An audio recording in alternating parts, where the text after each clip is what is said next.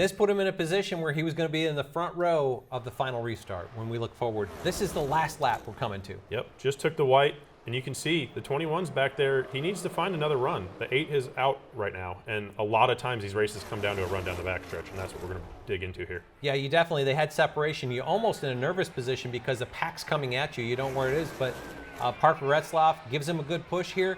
I feel like the bottom in this case is still in the best position, but we see the 20 car get loose right here. Yep, that little wiggle right there almost coincides exactly with the 21 car starting to get his surge. He's side by side with the 8 now, but we think it starts back there with Cody Ware. So let's jump on board with him and watch that. So this is on board the 15 off of turn 2. Coming up, he's trying to give a push to the 20 car. Gets a little off center with him here. Almost that whole time they're off center, but this final one that you just saw, he just gets him squarely. The 20 might have to lift. 21 goes right by on the outside. It's just breaking momentum on the bottom line, and the top line got organized at the same time. Really impressive to watch how this change in momentum happens. Harrison Burton getting a push from Parker Retzlaff away from the 8 car here. You brought this up, and I think it's a good point.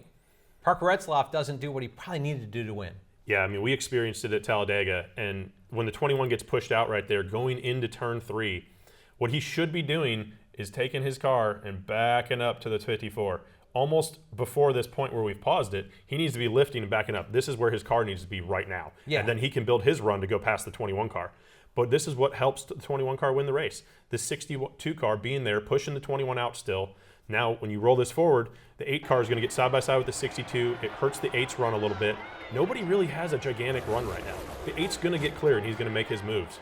But that really helped the 8 not have a power run on the 21 car. Yeah, I think the 62, as he came backwards, he actually side drafted the 8 a little bit and broke some of the momentum coming to Harrison. So now coming off 4, let's ride along with that 8 car because this is probably the most important part of the race for him and the 21. Yeah, as you look at it, comes off, he's clear of Parker, makes a move to the top, but I think Harrison does a good job of blocking the double move here. Yeah, if you actually back that up a little bit, we talked about this as we were preparing the shot. The 21 is in the middle of the track when he comes off the corner. He doesn't have to make a huge block to either side when he makes his move.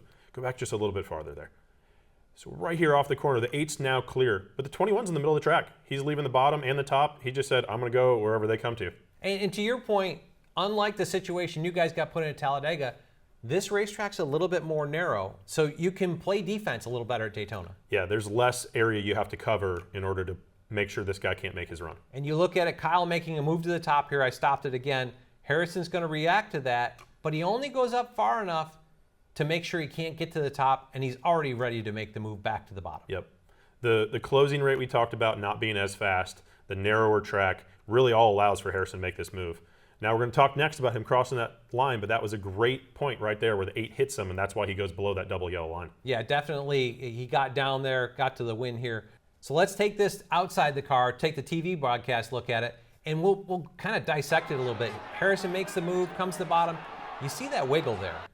And right here, this is the line we're talking about. This double yellow line, you're not allowed to go below it. And the rule is you can't advance your position, but if you are forced below, it's okay. So Harrison didn't make a move where he blocked below but didn't get hit and went below the line. It's not his momentum that carried him around. It's what we saw, that contact with the 8 that drove him down there, and that's why he's safe from the penalty. If you look at it, let's back this one up.